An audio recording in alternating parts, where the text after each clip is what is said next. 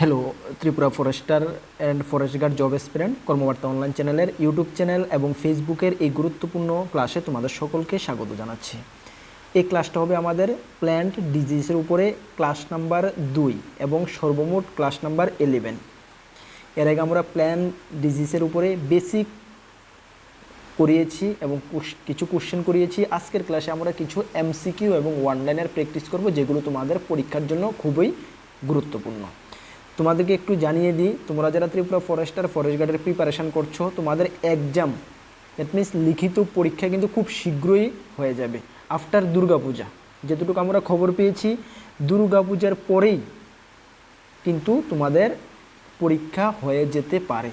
তবে আমি তোমাদেরকে একটা কথা বলে দিই, কিছুদিন আগে তোমরা দেখতে পেয়েছো একটি ফেক নোটিফিকেশান বের হয়েছিল, যেখানে ফরেস্টার এবং ফরেস্ট গার্ডের এক্সাম নভেম্বরের 22 তারিখ এবং নভেম্বরের 29 তারিখ বলা হয়েছিল। সেই ফেক নোটিফিকেশানে বাই দ্য বাই তোমাদেরকে আমি বলতে চাই, এই যে ডেটটা, সেই নোটিফিকেশান তো ফেক ছিল, এই ডেটটা হয়তো বা তোমাদের মিলেও যেতে পারে, এমনটা আমরা আশঙ্কা করছি, বাট নট শিওর।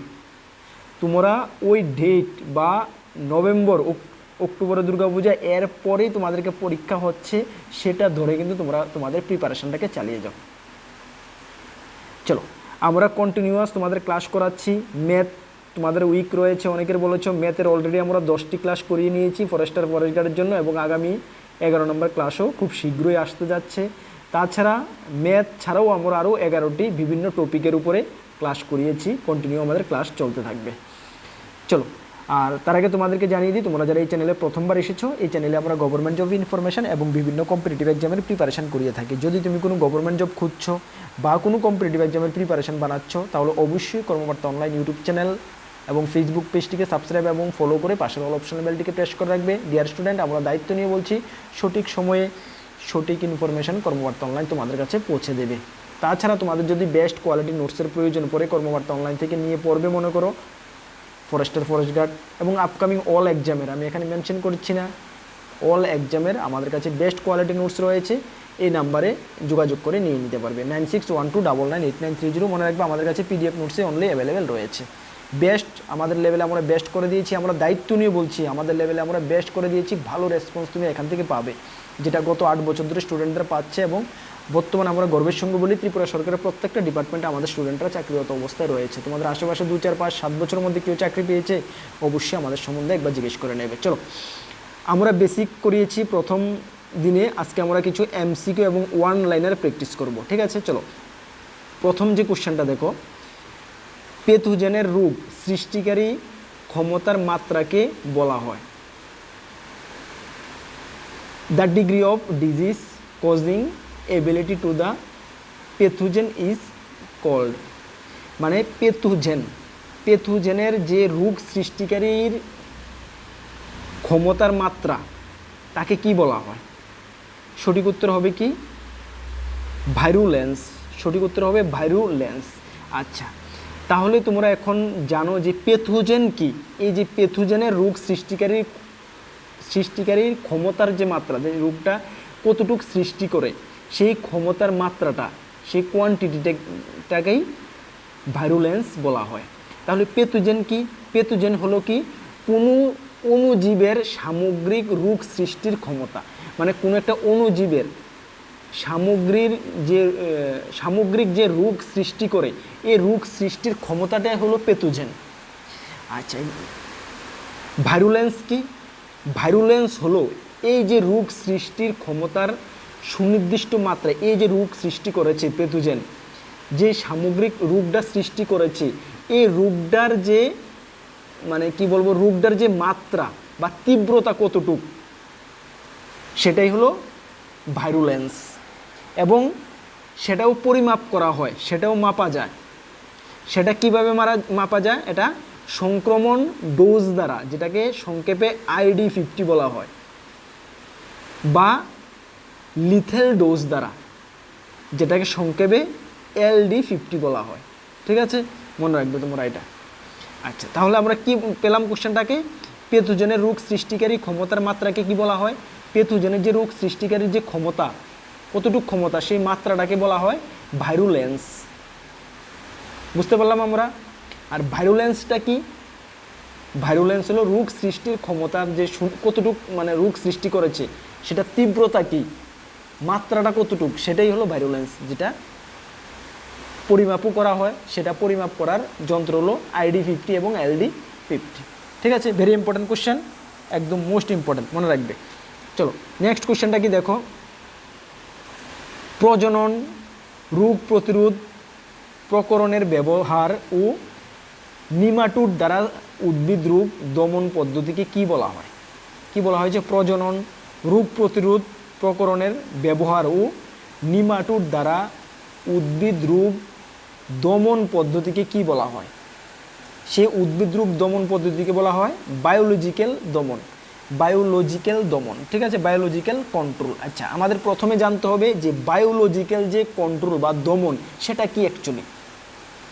বায়োলজিক্যাল দমন বা যেটাকে জৈবিক নিয়ন্ত্রণও বলা হয়, কিন্তু জৈবিক জৈবিক নিয়ন্ত্রণও বলা হয়, সেটা অ্যাকচুয়ালি কি?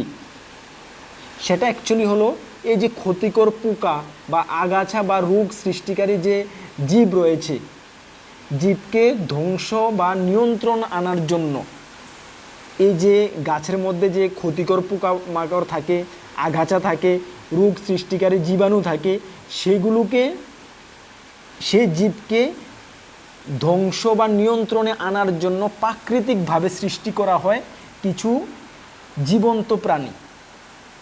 বুঝতে পারছো? এই যে গাছের পোকামাকড়, যে আগাছা যাই কিছু থাকে, সেগুলোকে মানে ধ্বংস করার জন্য কিছু প্রাকৃতিক উপায়ে কিছু জীব সৃষ্টি করা হয় বা কিছু প্রাণী সৃষ্টি করা হয়, তাকেই আমরা বায়োলজিক্যাল দমন বা বায়োলজিক্যাল কন্ট্রোল বলি। এর বেনিফিটটা কি? এতে যে ক্ষতিকর যে রাসায়নিক মানে অ্যাকচুয়ালি তো মানে যদি আমরা বায়োলজিক্যাল কন্ট্রোল বা দমন যদি ব্যবহার না করি, তাহলে ক্ষতিকর যে রাসায়নিক, কত রাসায়নিক আছে পোকামাকড় মারার জন্য গাছের মধ্যে দেখতে পাচ্ছ, সেগুলো কিন্তু ইউজ করতে হবে। আর এই রাসায়নিকগুলো যদি ইউজ করি তাহলে কিন্তু সেটা মানুষের জন্য কিন্তু মানে ক্ষতিকর। সেটা পরোক্ষ বা প্রত্যক্ষভাবে সেটা কিন্তু মানুষের শরীরে কিন্তু প্রবেশ করবে। যে গাছটাকে, সেই গাছের ফল আসবে, সেই গাছকে যখন ফল বা সবজি হিসাবে মানুষ সেবন করবে, তখন কিন্তু সেই যে কেমিক্যালগুলো, যে কীটনাশকগুলোকে আমরা ধ্বংস করেছি কেমিক্যাল ইউজ করে, সেগুলো কিন্তু মানুষের শরীরে কিন্তু পরোক্ষ বা প্রত্যক্ষভাবে সেটা কিন্তু মানুষের শরীরে প্রবেশ করবে। ঠিক আছে, তো সুতরাং এটা একটা মানুষের মানে একটা খুবই ক্ষতিকর, ঠিক আছে, মানে মানব স্বাস্থ্যের পক্ষে খুবই মানে একটি কি বলবো ক্ষতিকর। ঠিক আছে, আর এই বায়োলজিক্যাল যে দমনটা যদি আমরা ইউজ করি, সেটা কিন্তু মানব স্বাস্থ্য বা প্রকৃতির পক্ষে টোটালি ক্ষতি হয় না। ঠিক আছে, এটা মনে রাখবে, ভেরি ইম্পর্টেন্ট কোশ্চেন কিন্তু এটা। চলো নেক্সট কোশ্চেনটা দেখো।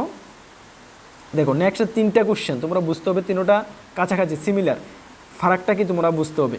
আচ্ছা, অনিয়মিতভাবে যত্রতত্র বা কিছু অঞ্চলে বিস্তার লাভ করা রোগকে বলে, মানে কি বলা হয়েছে? অনিয়মিতভাবে যত্রতত্র কিছু অঞ্চলে বিস্তার লাভ করা রোগকে কি বলা হয়?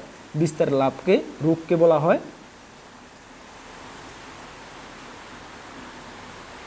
ইয়েস স্পেরোডিক। স্পেরোডিক ডিজিজ বা বিক্ষিপ্ত রোগ। ঠিক আছে, অপশন বি হবে সঠিক উত্তর, স্পেরোডিক ডিজিজ বা বিক্ষিপ্ত রোগ। ঠিক আছে, এখানে কি বলা হয়েছে? অনিয়মিতভাবে, সেটার কোনো নিয়ম নেই, যে কোনো সময় হতেও পারে বা নাও হতে পারে, যে কোনো জায়গায় মানে যে কোনো জায়গায় হতে পারে, অনিয়মিতভাবে হতেও পারে নাও হতে পারে।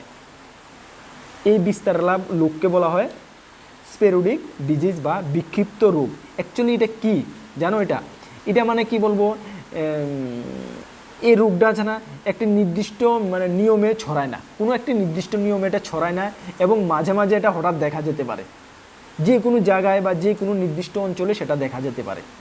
কোনো নির্দিষ্ট জায়গা বা প্লেস নেই, হতেও পারে নাও হতে পারে। ঠিক আছে, মানে এটা এমন একটা বিশেষ একটা বিস্তার লাভ করে না, ছোটোখাটো মানে নর্মাল পজিশনে থাকে। ঠিক আছে, এটাকে বলা হয় স্পেরোডিক ডিজিজ, বিক্ষিপ্ত রোগ। ঠিক আছে, নেক্সট কোশ্চেনটা দেখো, যে রোগ অনেকটা এলাকা জুড়ে বিস্তার লাভ করে। এখানে বলা হয়েছে যে রোগ অনেকটা এলাকা জুড়ে বিস্তার লাভ করে এবং বহু শস্যের ক্ষতি বা মৃত্যু ঘটায়, তাকে কি বলা হয়? যে রোগটা বহু মানে এলাকা ধরে বিস্তার লাভ করে এবং সেই রোগটার ফলে বহু শস্যের ক্ষতি বা মৃত্যু ঘটায়, তাকে কি বলা হয়? তাকে বলা হয়, ইয়েস, অপশন সি হবে সঠিক উত্তর, এপিডেমিক ডিজিজ, মানে মহামারী রোগ। এপিডেমিক বুঝেছো না, যে মহামারী লেগেছে মানে পুরো দুনিয়া এরিয়া মানে ফসল শেষ হয়ে গেছে, এটা হলো এপিডেমিক ডিজিজ বা মহামারী রোগ। ঠিক আছে, এটি অ্যাকচুয়ালি মানে এটি একটি উদ্ভিদের মহামারী, একটি বিশাল অঞ্চল মানে জুড়ে এই রোগটা, এবং দ্রুত গতিতে এটি ছড়িয়ে পড়ে কিন্তু। ঠিক আছে, আর এই যে মহামারীটা, এটি একটি নির্দিষ্ট মানে কি বলবো মানে নির্দিষ্ট একটা নিয়ম মেনেই হয়, প্রত্যেক বছরে এমন একটা নিয়ম মেনেই হতে পারে এটা। ঠিক আছে, যেমন বিশেষ করে ধান গাছের ক্ষেত্রে একটা ধান গাছের একটা রোগ আছে, ধানের ব্রাউন স্পট রোগ, যেটাকে বলা হয় ধান গাছের ভিতরে দেখা যায় ব্রাউন স্পট রোগ, বা তাছাড়া ধান গাছে দেখা যায় ব্লাস্ট রোগ। শুনে হচ্ছে তোমরা, ধান গাছের ব্লাস্ট রোগ মানে পুরো ধানকে ক্ষেত পুরো শেষ হয়ে যায়।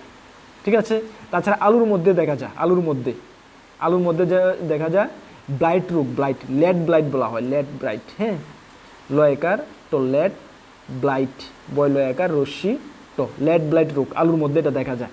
এই রোগটা যখন পুরো অত্র এলাকা পুরো আলু গাছ ধ্বংস হয়ে যায়। ঠিক আছে, এটা মহামারীর রূপ নিয়ে নেয়। ওকে, চলো নেক্সট কোশ্চেনটা দেখো। যে রোগ কোনো নির্দিষ্ট অঞ্চলের মধ্যে সীমাবদ্ধ থাকে ও বারবার ঘটে, তাকে কি বলা হয়? বলা হয়েছে যে রোগ কোনো নির্দিষ্ট অঞ্চলের মধ্যে সীমাবদ্ধ থাকে ও বারবার ঘটে, তাকে কি বলা হয়? মানে এখানে বলা হয়েছে যে একটা রোগ মানে একটা নির্দিষ্ট ছোট একটা নির্দিষ্ট এলাকার মধ্যেই থাকে এবং এটা প্রত্যেক বছর একটা রোটেশনালি একটা সিজন ওয়াইজ ঘটে, সেটাকে কি বলা হয়? সেটাকে বলা হয় এন্ডেমিক ডিজিজ, স্থানীয় রোগ। ঠিক আছে, এন্ডেমিক। আগেরটা কিন্তু এপিডেমিক ডিজিজ, মহামারী, এখনটা কিন্তু এন্ডেমিক ডিজিজ মানে স্থানীয় রোগ। অপশন সি হবে সঠিক উত্তর। অ্যাকচুয়ালি এই যে স্থানীয় রোগ, এটা কি? স্থানীয় রোগ হলো মানে যে কোনো একটা নির্দিষ্ট এরিয়া বা পরিবেশের মধ্যে সীমাবদ্ধ থাকে। এটা হঠাৎ মহামারীর মানে আকার ধারণ করে না, এটা ছোট একটা পরিমাণে পরিসরে একটা নির্দিষ্ট এরিয়ার মধ্যে থাকে এবং প্রতি বছরে একটি নির্দিষ্ট মাত্রায় বা বললাম যেটা নির্দিষ্ট সিজনে বা সময়ে কিন্তু সেটা প্রকাশ পায়।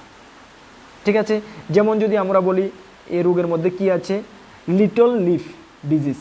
ঠিক আছে, little LITTLE little leaf LEAF leaf disease. ঠিক আছে, ওকা ওকা লিফ ডিজিজ। ঠিক আছে, ওকা লিফ ডিজিজ, এইভাবে কিছু ডিজিজের নাম রয়েছে, এগুলো হ্যাঁ মনে রাখবে তোমরা। চলো নেক্সট কোশ্চেনটা দেখো। রোগ সৃষ্টিকারী প্যাথোজেনের একটি ছোট অংশকে কি বলা হয়? রোগ সৃষ্টিকারী প্যাথোজেনের একটি ছোট্ট অংশকে কি বলা হয়? কি হবে সঠিক উত্তর? সঠিক উত্তর হয়ে যাবে ইনোকুলাম। অপশন এ হবে সঠিক উত্তর, ইনোকুলাম বলা হয়। ঠিক আছে, রোগ সৃষ্টিকারী প্যাথোজেনের একটি ছোট্ট অংশকে কি বলা হয়? ইনোকুলাম বলা হয়। ঠিক আছে, ইনোকুলাম ভেরি ইম্পর্টেন্ট কোশ্চেন। দেখবে অ্যাকচুয়ালি যদি আমরা বলি যে প্যাথোজেনের যে বা জীবাণুর যে অংশটা, এই অংশটাকে কোন পোষক দ্বারা মানে কোন মাধ্যমে কোন পোষক দ্বারা সেটা প্রবেশ করে বা প্রবেশ করার পরেই রোগ সৃষ্টি করে, তাকে কিন্তু আমরা এই ইনোকুলাম বলে থাকি। ঠিক আছে, প্যাথোজেন বা কোনো একটি জীবাণুর যে অংশটা বা যে পরিমাণটা কোনো একটি পোষকের মধ্যে প্রবেশ করে রোগ সৃষ্টি করে, ঠিক আছে, তাকেই বলা হয় ইনোকুলাম। ইম্পর্টেন্ট কোশ্চেন দেখবে।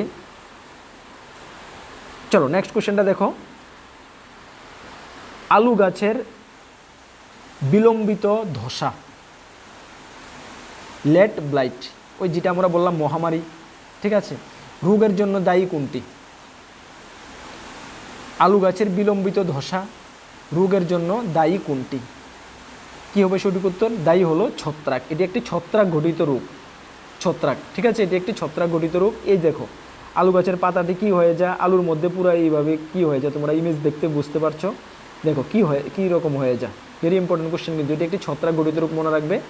আলু গাছের পাতা এই কাণ্ড বা আলুকে এরূপ মানে এরূপটা মানে আলু গাছের পাতা কাণ্ড এবং আলুর মধ্যে দ্রুত ছড়িয়ে পড়ে। ঠিক আছে, লক্ষণ তোমরা দেখতে পাচ্ছ, পাতায় জল ভেজা দাগ দেখা যায়, এই যে জল ভেজা দাগ পাতার মধ্যে দেখা যায়, এবং আর্দ্র আবহাওয়ায় যখন আবহাওয়াটা আর্দ্র হয় তখন সাদা রঙের ছত্রাকের মতন আস্তরণ পড়ে যায়। ঠিক আছে, সাদা রঙের ছত্রাকের মতন আস্তরণ পড়ে যায়। চলো নেক্সট কোশ্চেন দেখো, টোবাকো মোজাইক ভাইরাস, যেটাকে টিএমভি বলে, ফুল ফর্মটা তোমরা মনে রাখবে, টোবাকো মোজাইক ভাইরাস টিএমভি, এর কারণে গাছের পাতার কেমন লক্ষ্য দেখা যায় বা কেমন লক্ষণ দেখা যায়। অ্যাকচুয়ালি এর ফলে গাছের পাতায় ছোট ছোট হলুদ বা সবুজ দাগ দেখা যায়। এই তোমরা দেখতে পাচ্ছ ছোট ছোট পাতাটা ছোট ছোট হলুদ বা সবুজ হয়ে গেছে। ঠিক আছে, এটাই কিন্তু টিএমভি ভাইরাসের কারণে। ঠিক আছে, ছোট ছোট দাগ পড়ে যায়। লক্ষণ যদি আমরা বলি এটাই, পাতায় স্বাভাবিক সবুজ রং নষ্ট হয়, পাতার যে একটা স্বাভাবিক সবুজ রং আছে সেটা নষ্ট হয়ে যায়, এবং হালকা সবুজ বা হলুদু গাঢ় সবুজের মতো ছোট ছোট দাগ তৈরি হয়ে যায়। তাছাড়াও এই টোবাকো মোজাইক ভাইরাস এর কারণে গাছের পাতা মানে ছোটো হয়ে যায়, গাছের পাতাগুলো ছোটো হয়ে যায় এবং মানে বেঁকা বেঁকা বকুরে যেটাকে বলা হয় বকুরে হয়ে যায়। হ্যাঁ, এই মানে কি বলো বিকৃতি আকার হয়ে যায়। ঠিক আছে, এবং গাছের বৃদ্ধিও কিন্তু সেটার পরে মানে বাধাগ্রস্ত হয় বৃদ্ধি। ঠিক আছে, চলো নেক্সট কোশ্চেন দেখো, সাইট্রাস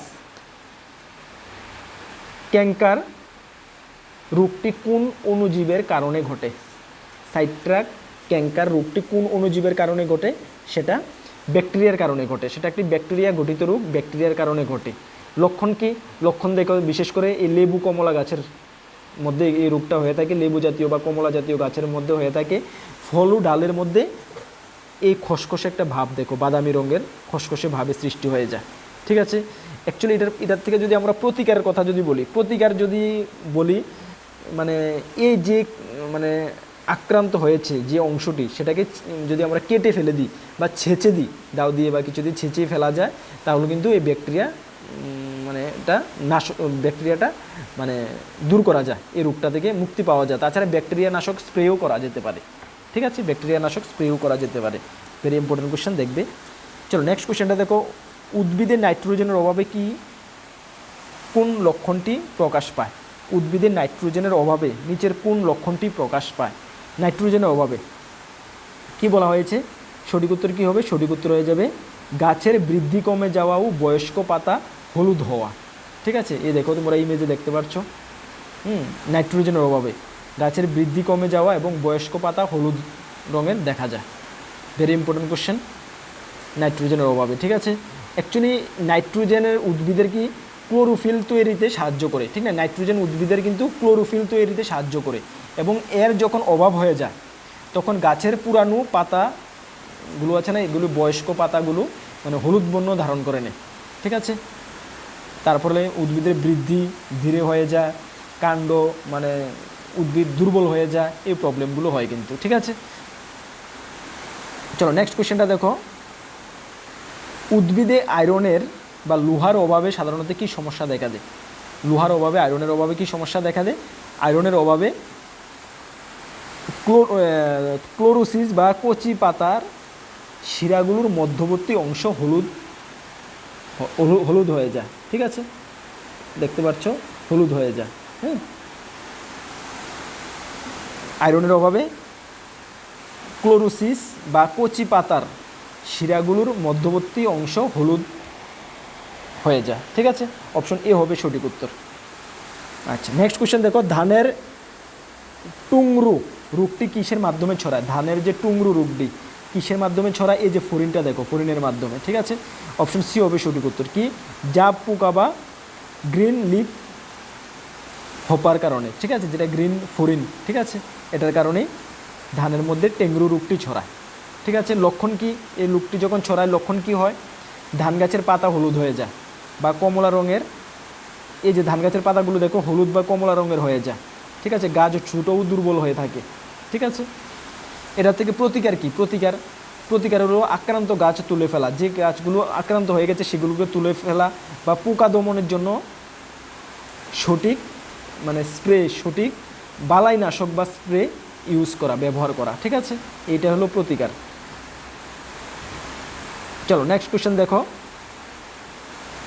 উদ্ভিদ জিঙ্ক দস্তার অভাবে কোন রোগটি হয়? জিঙ্ক বা দস্তার অভাবে কোন রোগটি হয়?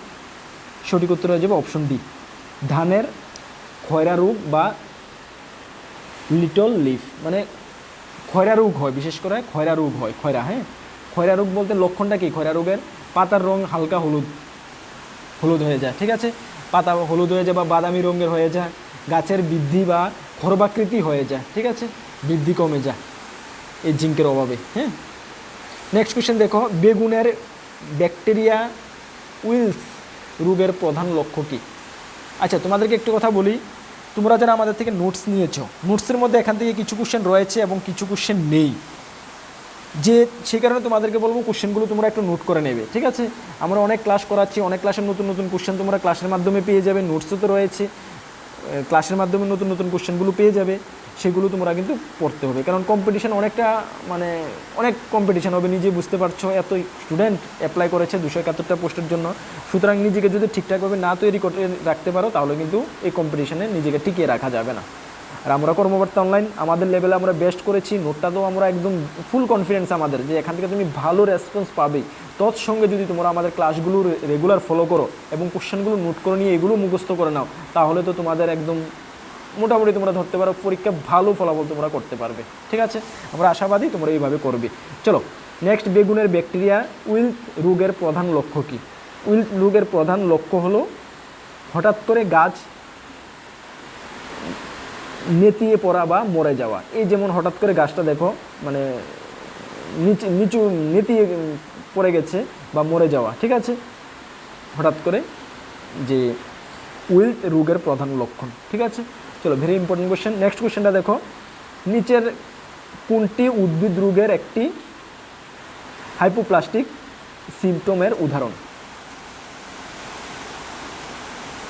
সঠিক উত্তর কী হবে? নিচের কোনটি উদ্ভিদ রোগের একটি হাইপোপ্লাস্টিক সিমটমের উদাহরণ? সঠিক উত্তর হবে অপশন বি নাম্বার, খর্বতা, ঠিক আছে, খর্বতা। অ্যাকচুয়ালি এর লক্ষণটা কি? খর্বতা এর লক্ষণটা হলো সেম উদ্ভিদের স্বাভাবিক উচ্চতা, খর্বতা বলতে বুঝতে পারছো, খর্ব হয়ে থাকা, স্বাভাবিক যে উচ্চতা আছে সেটার আকার কমে যায়, সবুজ রং যে আছে সেটা নষ্ট হয়ে যায়, হলুদ বা বাদামি রঙের হয়ে যায়, ঠিক আছে, এগুলো হয়ে থাকে। আচ্ছা চলো, তাহলে আজকের ক্লাসটি কেমন লেগেছে অবশ্যই কমেন্টস করে জানাবে। যেই কোশ্চেনগুলো আমরা করিয়েছি সবগুলো কোশ্চেন মোস্ট ইম্পর্ট্যান্ট কোশ্চেন, আশা করি তোমরা নোট করে নিয়েছো, যদি না নোট করে থাকো অবশ্যই নোট করে নেবে। আর আমাদের থেকে যদি আপকামিং অল এক্সামের বেস্ট কোয়ালিটি নোটস নিয়ে পড়তে চাও আমাদের হোয়াটসঅ্যাপ নাম্বারে যোগাযোগ করে নিয়ে নেবে।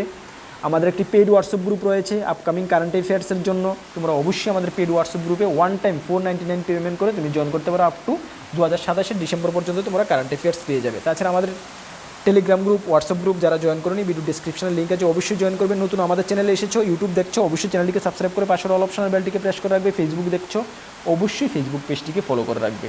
আমাদের চ্যানেলে free YouTube class, math, reasoning, GK, GS almost all সাবজেক্টের ক্লাস চলছে, অবশ্যই ক্লাসগুলো ফলো করবে।